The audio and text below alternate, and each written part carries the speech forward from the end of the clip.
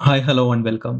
Modern JavaScript engines JIT just in time కంపైలర్‌ని use చేస్తాయి. ఈ వీడియోలో జస్ట్ ఇన్ టైమ్ కంపైలర్ ఎలా వర్క్ అవుతుందో చూద్దాం. దీనికంటే ముందు కంపైలర్ అండ్ ఇంటర్ప్రిటర్ అంటే ఏంటో క్విక్‌గా డిస్కస్ చేసుకుందాం. కంపైలర్ సోర్స్ కోడ్ మొత్తాన్ని ఒకేసారి రీడ్ చేసి machine instructions that is binary code లాగా కన్వర్ట్ చేసి ఒక .exe ఫైల్‌ని క్రియేట్ చేస్తుంది. ఈ ఫైల్‌లో మెషిన్ ఇన్‌స్ట్రక్షన్స్ ఉంటే గనక డైరెక్ట్‌గా ఈ కోడ్ ప్రాసెసర్ మీద ఎగ్జిక్యూట్ అయ్యి అవుట్‌పుట్ వస్తుంది. This is how compiler works.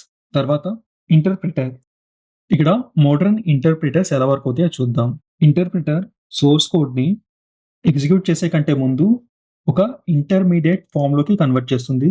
That is byte code. ఇది byte code, not binary code. తర్వాత ఈ బైట్ కోడ్‌ని లైన్ బై లైన్ ఇంటర్ప్రిట్ చేసి ఎగ్జిక్యూట్ చేస్తుంది. ఇలా ఒక లైన్ కంప్లీట్ అయిపోయిన తర్వాత సేమ్ ప్రాసెస్ నెక్స్ట్ లైన్‌కి రిపీట్ అవుతుంది. ఇంటర్ప్రిటర్ అండ్ కంపైలర్ గురించి ఇంకా డీటెయిల్డ్‌గా తెలుసుకోవాలంటే ఈ వీడియో చూడండి. ఇక్కడ డీటెయిల్‌గా ఇవి ఎలా వర్క్ అవుతాయో డిస్కస్ చేసుకుందాం. ఇక్కడ కంపైలర్ ఉంది కదా! ఇది ఫాస్ట్ ఎగ్జిక్యూషన్ అండ్ పెర్ఫార్మెన్స్ ఆప్టిమైజేషన్‌ని ప్రొవైడ్ చేస్తుంది. ఆల్రెడీ ఈ ఫైల్‌లో మెషిన్ ఇన్‌స్ట్రక్షన్స్ ఉంటే గనక ఫాస్ట్ ఎగ్జిక్యూషన్ జరుగుతుంది in compiler. These are some advantages. Disadvantage ఏంటంటే ఇక్కడ కోడ్ మొత్తాన్ని ఒకేసారి రీడ్ చేసి మెషిన్ ఇన్‌స్ట్రక్షన్స్‌లా కన్వర్ట్ చేస్తుంది కదా! Because of that slow startup ఉంటుంది. This is one of the disadvantages.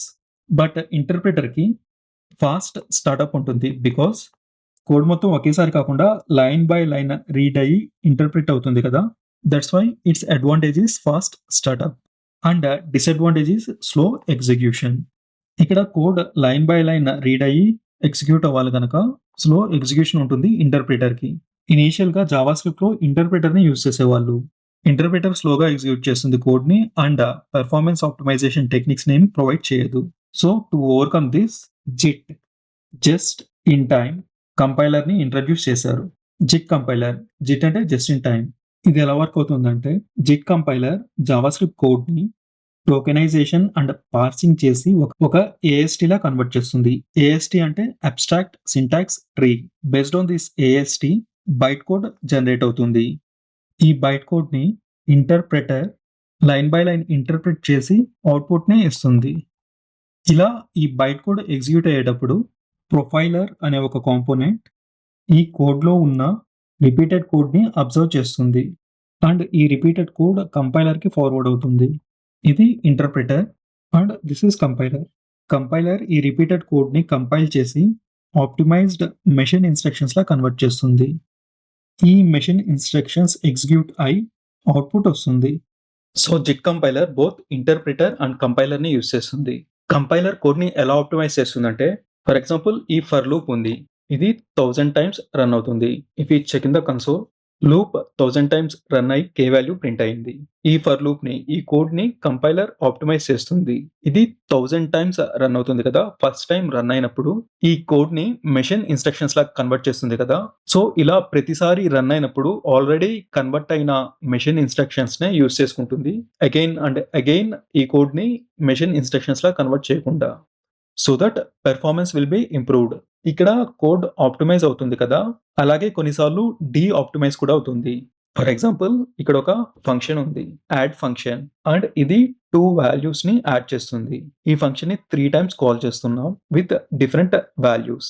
ఇక్కడ ఈ 4, 24 ఈ పాస్ చేసిన వాల్యూస్ ఇక్కడ ఎక్స్, వైలోకొస్తాయి and we are adding x and y 2 add చేసి రిజల్ట్ ప్రింట్ చేస్తున్నాం ఇన్ కన్సోల్. ఫస్ట్ ఈ ఫంక్షన్ కాల్ అవుతుంది కదా! అండ్ ఇక్కడ నంబర్స్ పాస్ అవుతున్నాయి. సో ఎడిషన్ జరుగుతుంది. And coming to the second function call ఇక్కడ సేమ్ ఫంక్షన్ మళ్ళీ కాల్ అవుతుంది కదా! సో కంపైలర్ దీన్ని ఆప్టిమైజ్ చేస్తుంది. అండ్ అగైన్ ఈ ఎక్స్ అండ్ వై ఈ వాల్యూని యాడ్ చేసి కన్సోల్‌లో ప్రింట్ చేస్తుంది. Coming to the third function call ఇక్కడ స్ట్రింగ్స్ పాస్ అవుతున్నాయి. స్ట్రింగ్స్ పాస్ అయినప్పుడు ఎక్స్ అండ్ వై ఈ వాల్యూస్‌కి ఎడిషన్ జరగదు. ఈ 2 కన్‌కాట్ అవుతాయి. ఇక్కడ ఈ 2 స్ట్రింగ్స్ కంబైన్ అయ్యి అవుట్‌పుట్‌లో ప్రింట్ అయింది. ఇలా ఇక్కడ డిఫరెంట్ డేటా టైప్స్ ఉండటం వల్ల డిఫరెంట్ ఆపరేషన్‌ని పెర్ఫార్మ్ చేయాలి. బట్ కోడ్ ఒక ఆపరేషన్‌కి రిలేటెడ్‌గా ఆప్టిమైజ్ అయ్యుంది. సో ఈ కోడ్ మళ్ళీ ఆప్టిమైజ్ అవుతుంది. దట్స్ వై కోడ్ రాసే అప్పుడు కొన్ని స్టాండర్డ్స్‌ని ఫాలో అవ్వాలి. బెటర్ ఇలాంటి ప్రాబ్లమ్స్ ఏం రాకుండా ఉండాలంటే we can use TypeScript. Thank you for watching. ఈ వీడియో ద్వారా if you learn something then support us by liking the video. ఇలాంటి కాన్సెప్ట్ డ్రివెన్ టెక్నాలజీ వీడియోస్ కోసం సబ్స్క్రైబ్ టు దిస్ ఛానల్.